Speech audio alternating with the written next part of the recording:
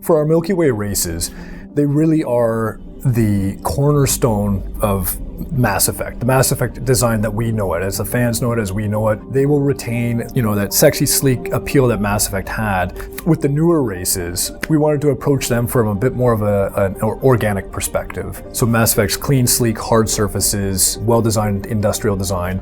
These newer races would have slightly more organic armor, more organic shape play, more organic materials that they would use to construct not only their armors, but also their structures and their architecture.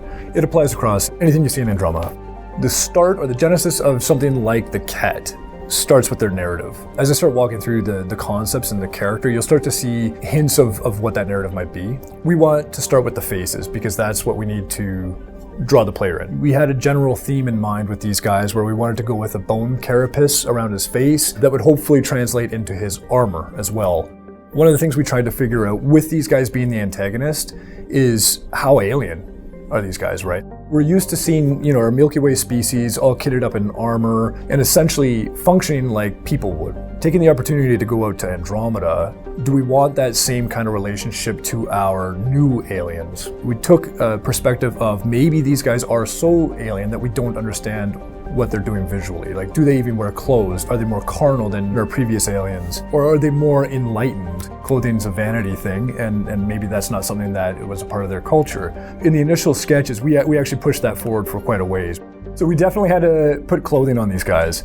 We needed to dress them up because as much as we wanted to make them look new or different or alien, you're always going to want to associate to them in some way. There's a really odd disconnect with trying to associate with an alien that is completely naked in front of you. You're standing there, hey, I'm in clothes, why aren't you wearing clothes? So it was definitely the right choice to clothe these guys.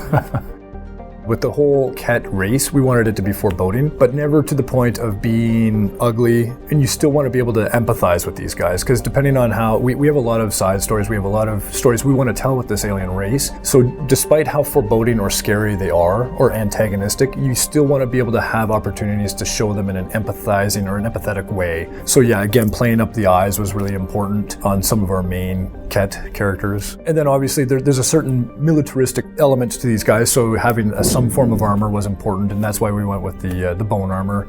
Felt new, it felt different, and it was something that we could play up with different types of variations. So as you can see in some of these spreads, like the white is meant to be representative of what that bone material would be. And so we found a lot of interesting opportunities within that design to use that material. For the grunt or the soldier, the most important part is that they read well in silhouette.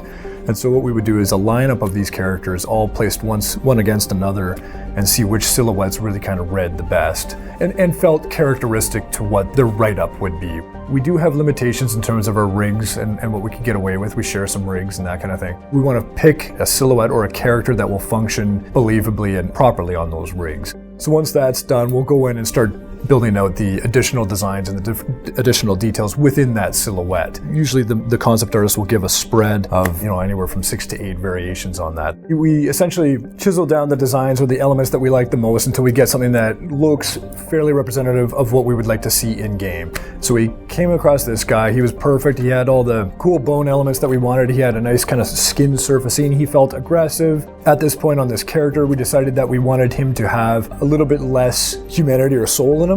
So we pulled back on his eyes being the anchor for that. So we kind of washed them out or made them a little bit milky, and then started to work with game design on what we wanted or what they might want to incorporate in terms of any sort of destructible pieces or anything like that. We pass that across the team. We get a little bit of feedback from the team, and we figure out if there's any last minute notes or iterations that need to go into it. So one thing that we decided to do was to play up the tonal contrast between the bone and the skin itself. And so we did one more pass, and then following that is when we started to apply the armor onto these guys. And in doing that, it actually presented a really good opportunity for another kind of iconic element on this character, which we translated across that race. And he's got that big kind of collar piece that winds around the back of his head. All of the creatures that you might see in the Kett have a very similar feature to that. It's something that we played on as a consistent motif or a consistent element across that lineup. But yeah, we ended up on this guy. It's nice. He feels covered. He feels functional. He feels like he fits the narrative and the tone of the game. And he animates really well in that rig. I think the Kett is going to be one of the standout races in general. Their architecture, their race, their movement, everything. I think that's going to be an impressive addition to the franchise. It's definitely the one I'm the most proud of.